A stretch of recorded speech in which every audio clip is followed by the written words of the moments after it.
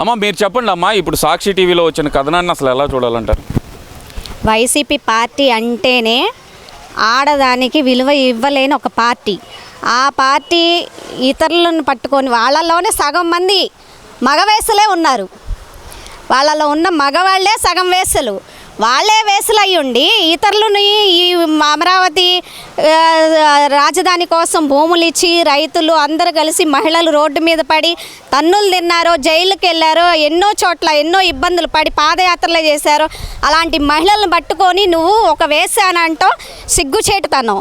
నిన్ను కన్నది కూడా నీ తల్లి కూడా ఒక ఆడదేరా. ముందు ఆడదాని విలువ తెలుసుకో.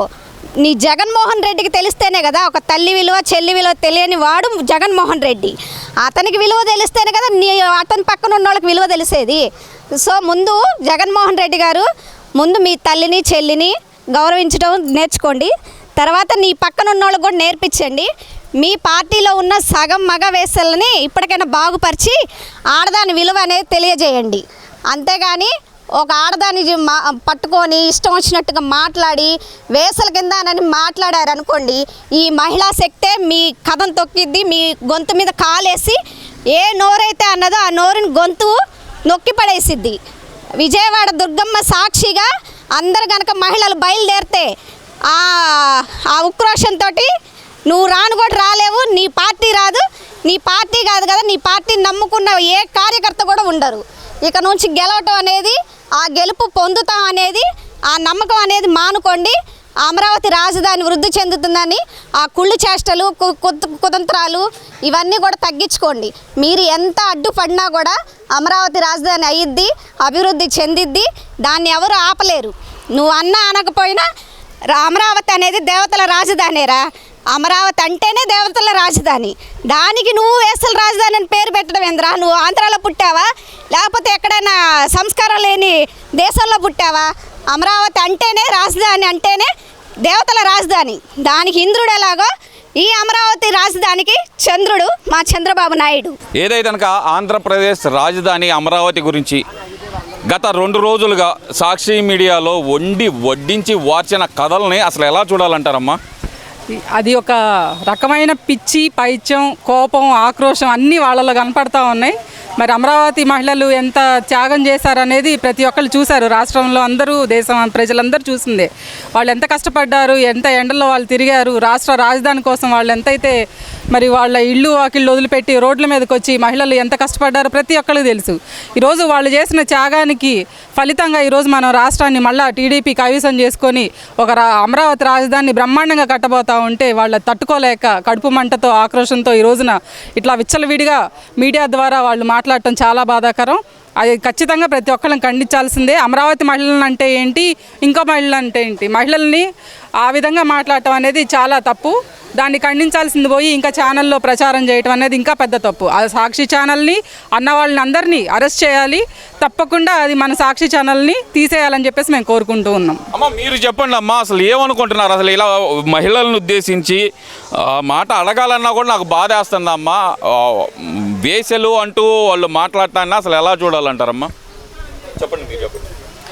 మహిళల్ని వేశ్యలు అన్నారంటే అసలు వాళ్ళ ఆంధ్ర రాష్ట్రంలోనే కాదు, తెలుగు రాష్ట్రాల్లోనే ఉండాల్సిన వ్యక్తులు కాదు. వాళ్ళని ఖచ్చితంగా రాష్ట్రాల నుంచి బహిష్కరించాల్సిందే. వాళ్ళు అసలు ఈ రాష్ట్రంలో ఉండదగల మనుషులే కాదు. ఒక ఆడ మనిషిని వాళ్ళు గౌరవించలేని వాళ్ళని మనం మనుషుల్లాగా చూడాల్సిన అవసరం అంతకంటే లేదు. మన రాష్ట్రం ఎట్లాంటిది, మన దేశం ఎట్లాంటిది, ఆడవాళ్ళని పూజించే రాష్ట్రం, పూజించే దేశం. అట్లాంటి దేశంలో ఇలాంటి మగవాళ్ళు ఉన్నారు అంటే అది చాలా సిగ్గుచేటు.